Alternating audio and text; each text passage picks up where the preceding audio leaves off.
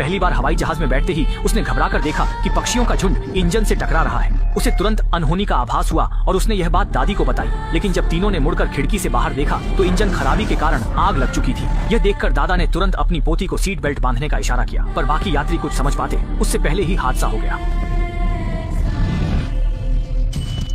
जैसे ही दरारें तेजी से फैली, शीशा टूट गया। एक बदकिस्मत व्यक्ति जिसने सीट बेल्ट नहीं बांधी थी तुरंत बाहर फेंक दिया गया। भले ही बाकी लोगों ने उसे पकड़ लिया, लेकिन दरार पूरी तरह फट गई और एक बड़ा छेद बन गया, जिससे केबिन का दबाव अचानक गिर गया। पास बैठे यात्री के पास बचने का कोई मौका नहीं था। वह पल भर में ही बाहर खींच गया और गायब हो गया। चाहे कुछ लोग सीट कसकर पकड़े हुए भी थे, लेकिन आखिरकार लोग और चीजें दोनों ही केबिन से बाहर खींच लिए गए। एक पल में चीख पुकार की आवाजें पूरे विमान में गूंज उठी। इस अचानक आई हवाई आपदा के सामने क्रू के सदस्य भी पूरी तरह बेबस थे। सभी लोग बस इतना ही कर सकते थे कि कमर झुकाकर सीट को मजबूती से पकड़ लें, बाकी सब किस्मत पर छोड़ दें।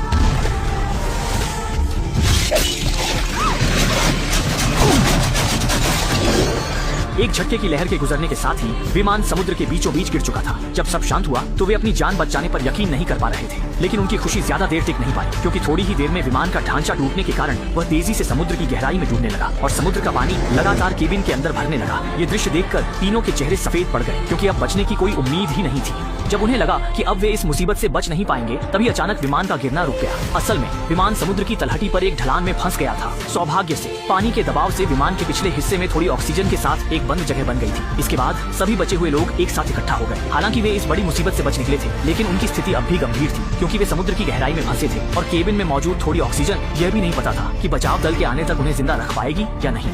फ्लाइट